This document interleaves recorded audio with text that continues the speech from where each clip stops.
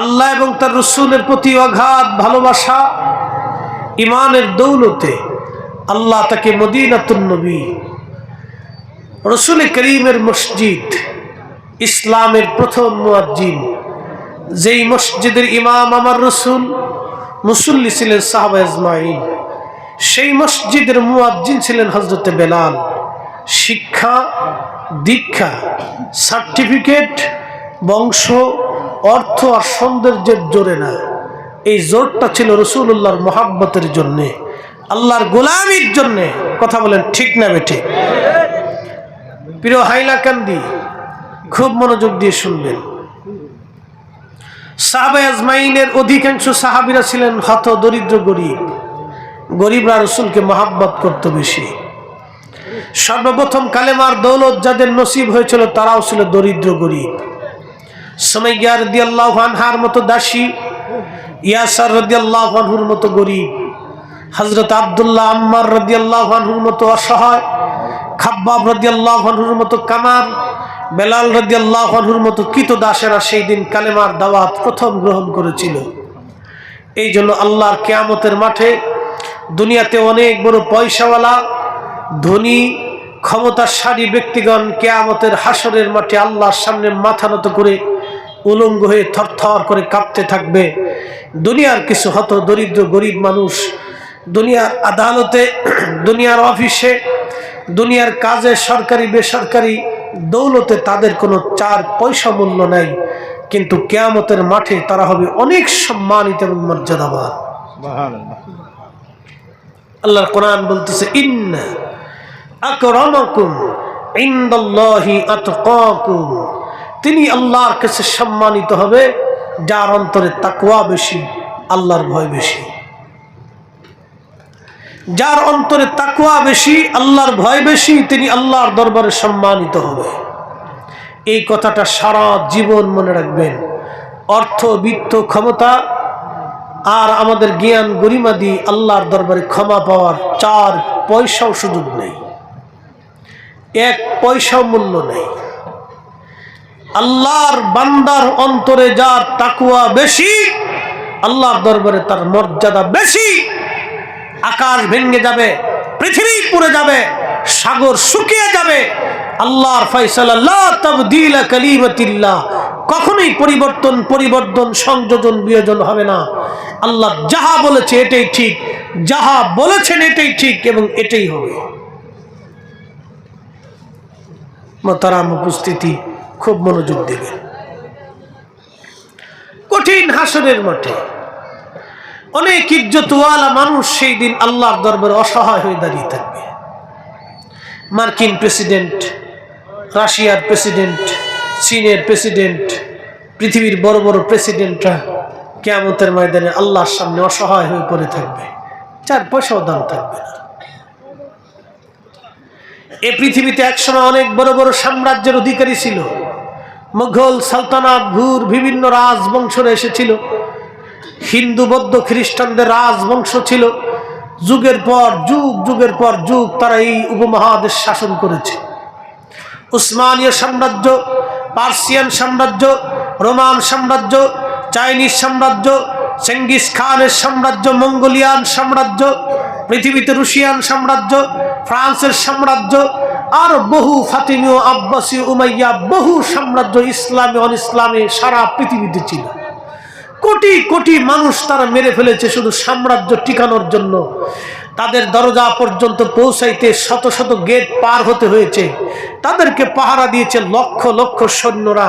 তাদের নিরাপত্তার জন্য নিয়োজিত থেকেছে কোটি কোটি লক্ষ লক্ষ মানুষেরা, যাদের নিরাপত্তার জন্য নিঃশৃন্দ একেবারে গোয়েন্দা, ডিবিসিআইডি যাই বলেন না কেন, সব তাদের কাজে নিয়োজিত থাকতো। অনেক বড় বড় পাহারান এবং কমান্ডো সৈন্যরা তাদের পাহারায় নিয়োজিত থাকতো, তাদের জীবন যাতে কেউ কেড়ে নিতে না পারে। কিন্তু বলুন, তারা কি পৃথিবীতে আছে না কবরে চলে গেছে? চলে গেছে, পৃথিবীতে নাই। কারো কবরের নিশ্চিহ্নতা হারিয়ে পড়েছে, কারো কবরের চিহ্ন দুনিয়াতে নাই।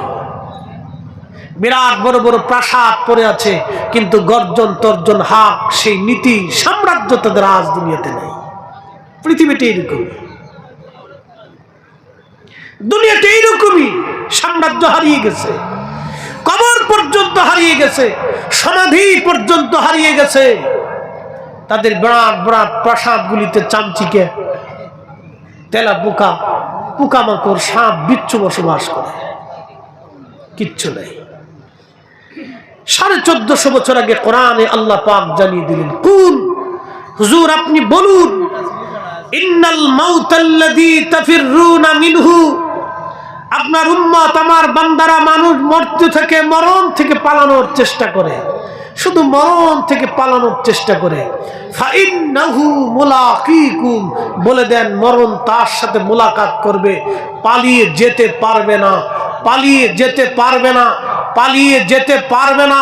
1450 বছর আগে কোরআন বলেছে মৃত্যু থেকে সে পালাইতে পারবে না।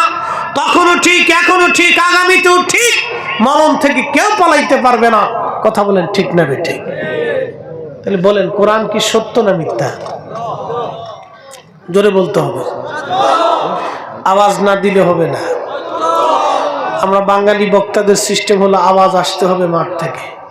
কোরআনের কোন কথা আজ পর্যন্ত মিথ্যা হয়েছে? আগামীতে হবে? কোন সুযোগ আছে?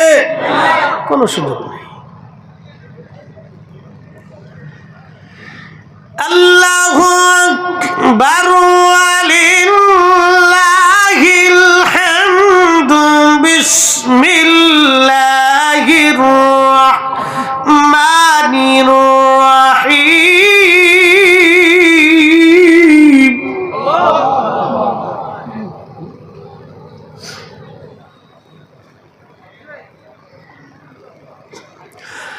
ثم تردون إلى عالم الغيب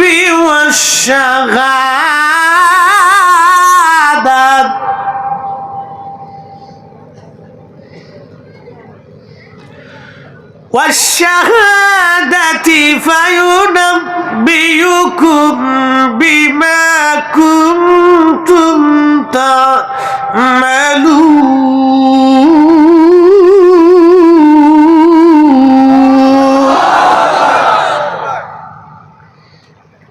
কার কালাম?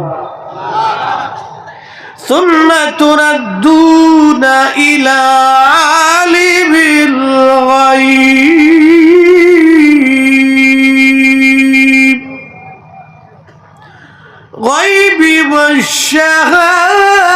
والشهادة।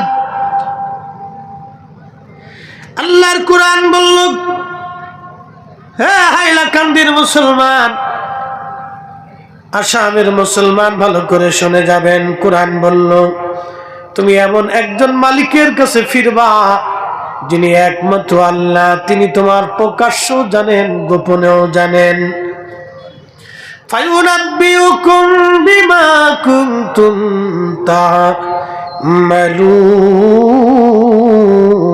তা'মালুন, তুমি যা করো না কেন সেই দিন আমার রব, আমার আল্লাহ তোমাকে সব কিছু জানাইয়া দিবে, কোনো কিছুই আল্লাহর গোপন রাখবে না।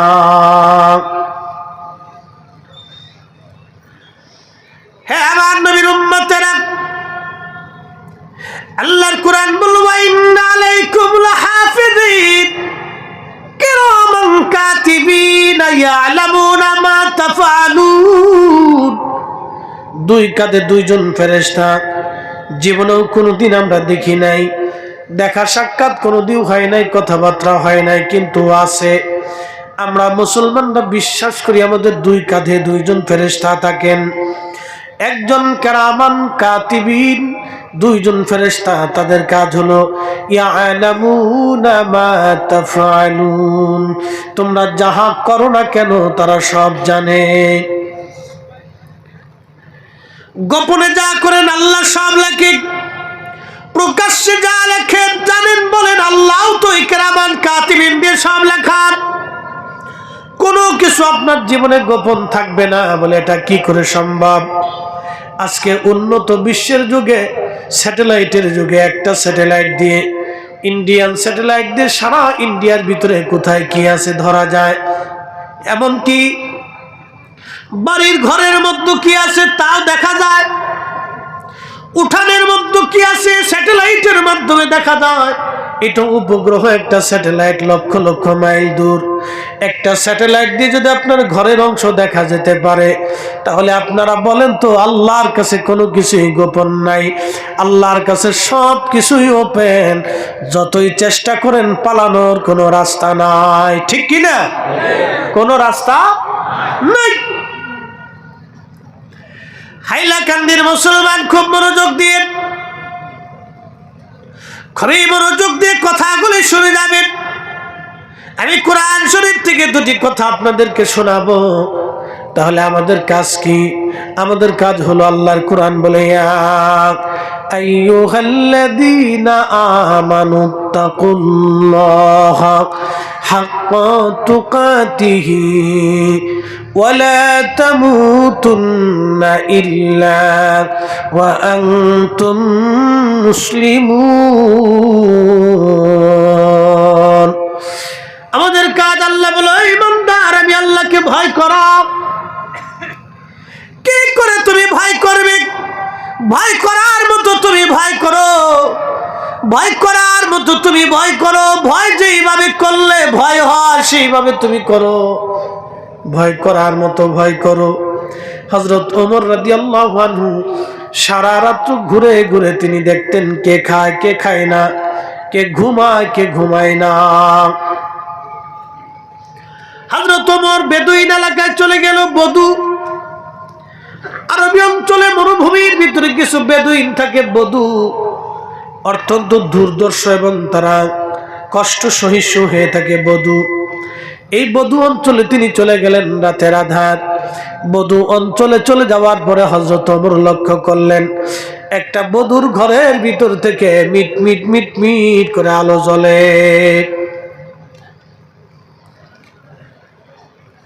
আগের যুগের রাজা বাচ্চারা ঘুরে ঘুরে দেখতেন কে খায় কে খায় না, কে ঘুমায় কে ঘুমায় না।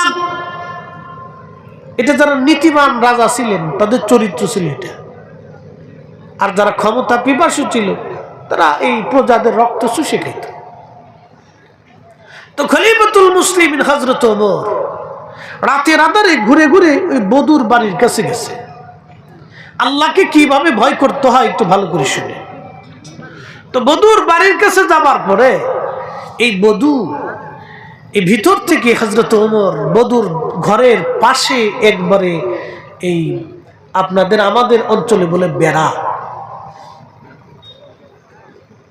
এই বেড়ার পাশে ঘরের সাথে লাগাইয়া হযরত ওমর কান পেতে দাঁড়ায় রয়েছে। দেখি ভিতর থেকে কি শব্দ আসে, কি আসার বিষয়।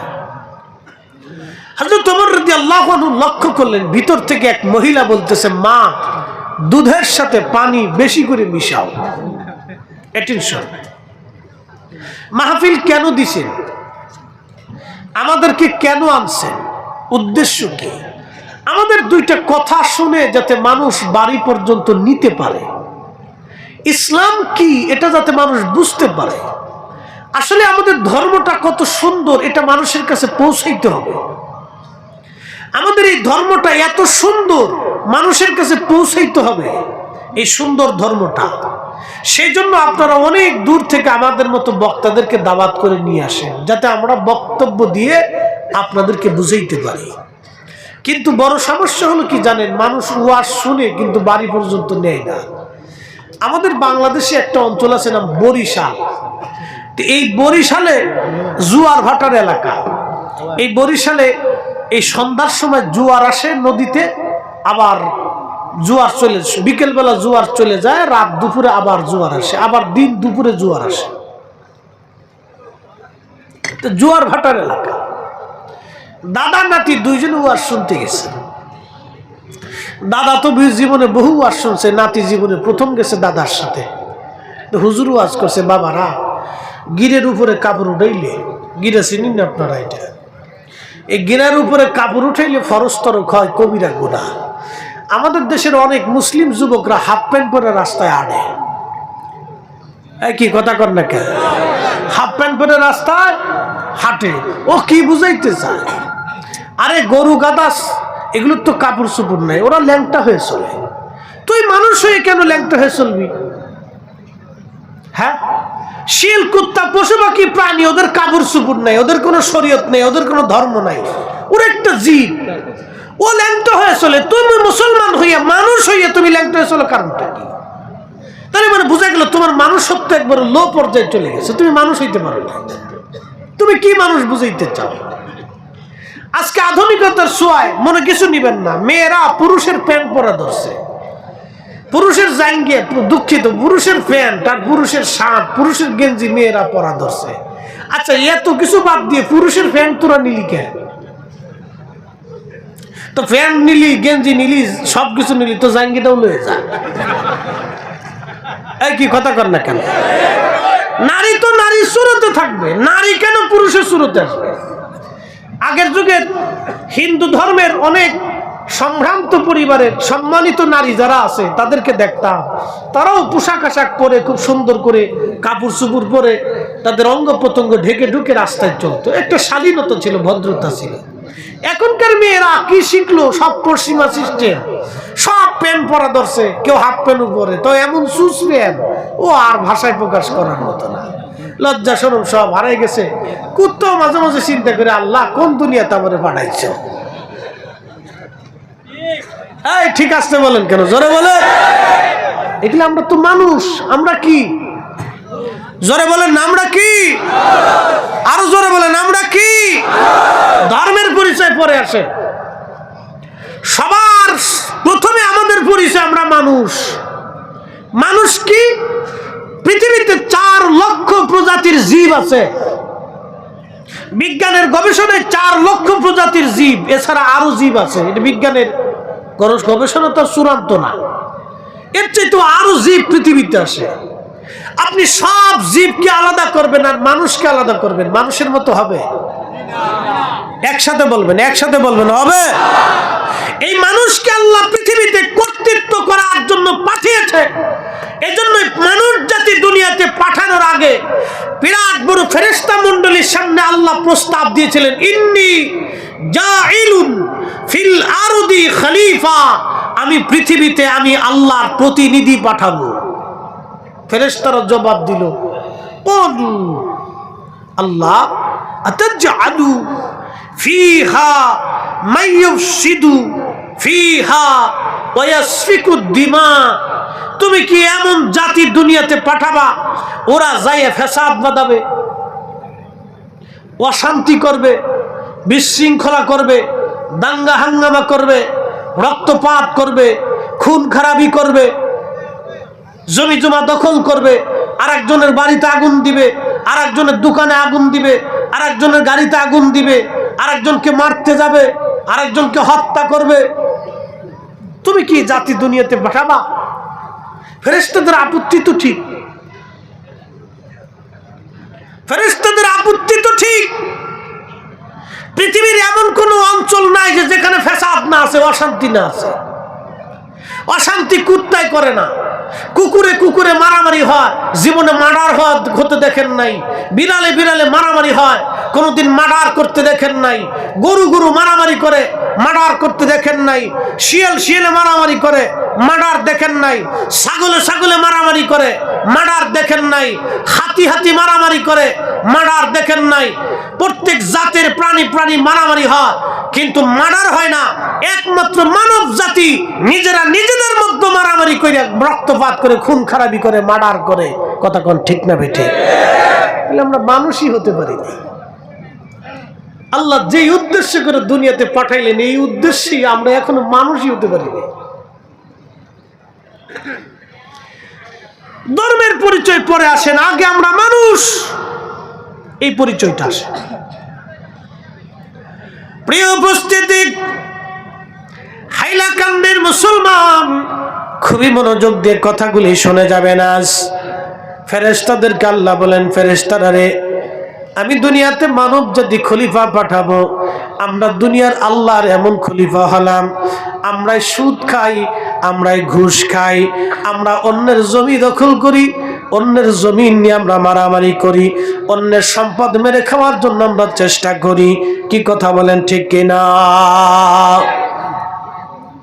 অথচ আমরা আশরাফুল মাখলুকাত আল্লাহর কোরআন আমাদেরকে শিখাইলেন কুনতুম খায়রা উম্মাতিন উখরিজাতু লিন-নাসি তা'মুরুনা বিল মারুফি ওয়া তানহাউনা আনিল মুনকার। একবার জোরে বলা যাবে কি সুবহানাল্লাহ? কথা বোঝা যায়? প্রথম পরিচয় আমরা কি? মানুষ। জোরে বলেন আমরা কি? একসাথে বলেন আমরা কি? জোরে বলেন আমরা কি? 4 লক্ষ জীবন জীব প্রজাতির মধ্যে আমরা শ্রেষ্ঠ। কি কথা কোন ঠিক কিনা? আমরা শ্রেষ্ঠ, আমরা মানুষ। মানুষ হয়ে মানুষের কাজ করতে। হযরত ওমর লক্ষ্য করতেছে, ভিতর থেকে মহিলা বলতেছে, মারে দুধের সাথে পানি বেশি করে মিশাও। আচ্ছা, আপনাদেরকে প্রশ্ন করি, দুধের সাথে যে পানি মিশাইলেন, আমাদের দেশে অনেকে দুধ বেশি বিড়ি খায়। এই আস্তে কনকে জোরে বলেন। দুধ বেশি কি খায়? বিড়ি খায়। দুধ বেশি বিড়ি খায়। মানুষ খাচ্ছে, খুব খাচ্ছে। মানুষে জানে যে বিড়ি খাওয়া এটা মানুষের শরীরে ক্ষতি, তো খাবে। ও খুব ধুমসে খাচ্ছে, তো খাওয়ার টানটা কি আপনাদেরকে দেখায়? বিড়ি একটা ধরাই দিয়ে একটা টান দেয়, সারে কেমনে দেখেন? টান্ডা দিয়ে আসতে কেমনে সারে?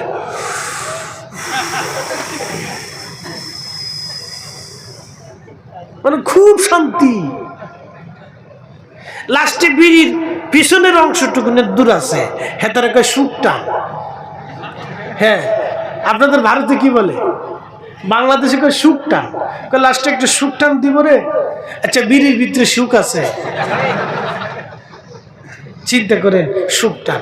আমি একদিন এক কেয়ারটেকার বাথরুমে ঢুকছি, তো আমাদের দেশে তো পাবলিক টয়লেট বেশি, প্রত্যেক স্ট্যান্ডে বাস স্ট্যান্ডে পাবেন, তারপরে আপনার এই পেট্রোল পাম্পগুলিতে পাবেন, তো প্রত্যেক জায়গায় বাথরুম আছে। তো এক পাবলিক টয়লেটের ভিতরে ঢুকছি, ঢোকার পরে হন খালি বিড়ির গন্ধ। তো কেয়ারটেকার যে থাকে ওরা 10 টাকা করে নেয়, প্রত্যেক বাথরুমে 10 টাকা, আর ফেসাবে 5 টাকা। ব্যবসা খুব ভালো, বুঝতে পারছেন? তো প্রত্যেক বাথরুমে 10 টাকা করে নেয়। তো আমি 10 টাকা দিয়ে বললাম, বেটা রে, বাথরুমের ভিতরে বিড়ির গন্ধ পরিষ্কার করতে আরস না? হুজুর, এই আপনার আগে যেটাই ঢুকছিল হেতায় বই বই বিড়ি টানছে। তাহলে দুনিয়াতে এত জায়গা থাকতে বাথরুমে বসে বিড়ি টানলো কারণ কি? হুজুর, বিড়ি না টানলে বলে ক্লিয়ার হয় না।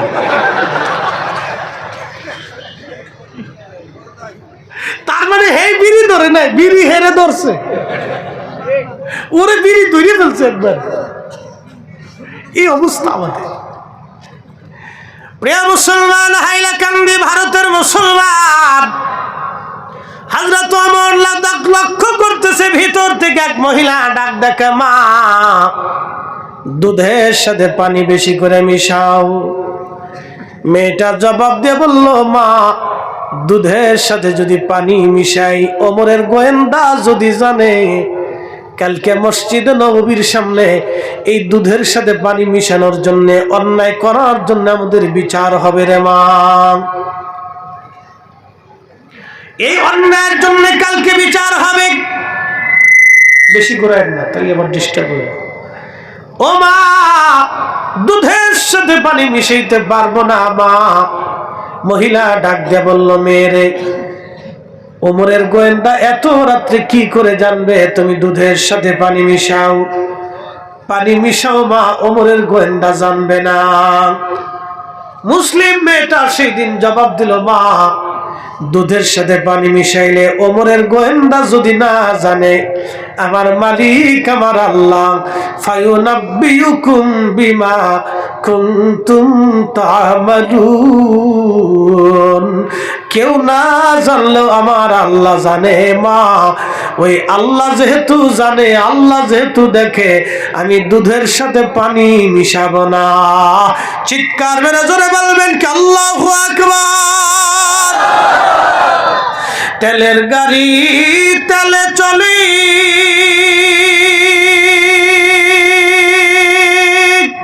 হাওয়ার গাড়ি হাওয়ায় উড়ে,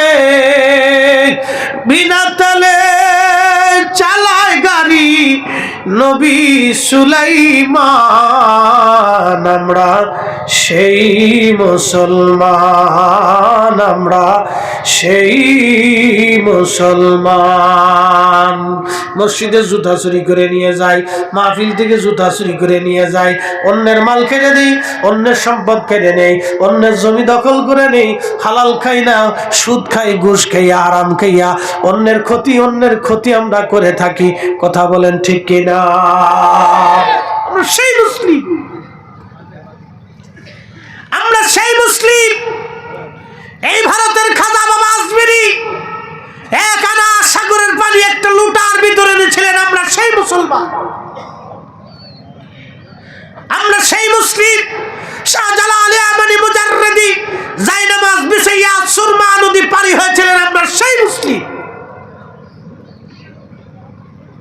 আমরা সেই মুসলমান। অস্তিত্ব হারিয়ে ফেলতেছি ভুলের জন্য, আমাদের ভুলের জন্য আমরা আমাদের অস্তিত্ব হারাচ্ছি। হাইলাকান্দির মুসলমান মেয়েটি ডাক দিয়ে বলল, মা, ওমরের গোয়েন্দা যদি না জানে, আমার আল্লাহ জানে। দুধের সাথে পানি মিশাবো না মা। হযরত ওমর গোলামকে বললেন, গোলাম রে, জায়গাটা চিহ্নিত করে রাখো, কালকে সকালবেলা এই ফ্যামিলির খোঁজ আমাদের নেওয়া লাগবে, কে কে আছে না আছে। খলিফা চলে আসলেন, ফজরের নামাজ পড়ে গোয়েন্দারা যে রিপোর্ট দিল, আমিরুল মুমিনিন ওই মহিলার স্বামী মারা গেছে, তারা খুবই দরিদ্র, কোন রকম উট ছাগল দুম্বার দুধ বিক্রি করে তারা সংসার চালায়। হযরত ওমর ছেলেদেরকে ডাক দিলেন, এ ছেলেরা, তোমরা বলো তোমাদের মধ্যে কে বিয়ে করবা। বড় ছেলে আব্দুল্লাহ ইবনে ওমর রাদিয়াল্লাহু আনহু, যিনি রাসূলুল্লাহর অনেক বড় দামি সাহাবী ছিলেন, অনেক বড় মুহাদ্দিস সাহাবী এবং মুফতি সাহাবী ছিলেন, তিনি জবাব দিলেন, না আব্বাজান, আমার স্ত্রী আছে, আমি আর বিয়ে করার প্রয়োজন নাই, আমার ছোট জনকে আপনি বিবাহ দিয়ে দেন। হযরত ওমর জিজ্ঞেস করলেন, বেটা তুমি কি বিয়ে করবা? ছেলে বলল, আব্বাজান আপনি যদি বিয়ে দেন আমি অবশ্যই বিয়ে করব। তখন হযরত ওমর বললেন, বেটা রে, আমি একটা মেয়ে পছন্দ করছি, বেদুইন ঘরে, খুবই দরিদ্র, দুধ বিক্রি করে তারা সংসার চালায়। বলেন তো, খলিফাতুল মুসলিমিন হযরত ওমর কত বড় খলিফা আজকে বুঝাই। বর্তমানে ইরান, ইরাক, ইয়ামান, ওমান, সিরিয়া, জর্দান, লেবানন, ফিলিস্তিন, লিবিয়া, সৌদি আরব, কাতার, দুবাই, বাহরাইন, কুয়েত, এই পুরো অঞ্চলের তিনি খলিফাতুল মুসলিমিন। কত বড় দেশের খলিফা, চিন্তা করেন তো। দুধ বিক্রি করনেওয়ালা মেয়ের সাথে ছেলের বিয়ে দিচ্ছে, আর আপনারা মেয়ে ছেলে বিয়ে দেওয়ার সময় খালি চামড়া তালাশ করেন কোনটা সুন্দর। এই কথা কর না। আর যে বেডি বেশি টিকটক করে, এই বেডির খুব পছন্দ হয়। টিকটক খালি করতে পারলেই হয়েছে, বেডি খুব ভালো।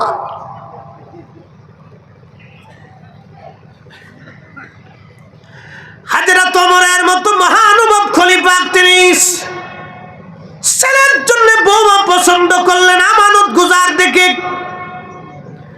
ডেকে বললেন, ছেলেরে, রাতের আধারে ক্ষুধার ভয়ে যে মেয়ে দুধের সাথে পানি মিশায় না, এত বড় আমানতদার মেয়ে আমার দরকার বেটা। এই পুত্রবধূই আমার দরকার। আপনারা শুনে যান, এই মেয়ের গর্ভে একটা সন্তান হয়েছিল, এই মেয়েটার গর্ভে আর একটা মেয়ে হয়েছিল, সেই মেয়ের গর্ভে আর একটা মেয়ে হয়েছিল, সেই মেয়ের গর্ভে আল্লাহ একটা ছেলে দিয়েছিলেন। এই ছেলের নাম ইসলামের প্রথম মুজাদ্দিদ, ইসলামের চতুর্থ খলিফার আরেকজন খলিফা, তিনি ওমর ইবনে আব্দুল আজিজ। ডাকে মুসলমানদের দ্বিতীয় ওমর বলা হইতো, দ্বিতীয় ওমর বলা হইতো।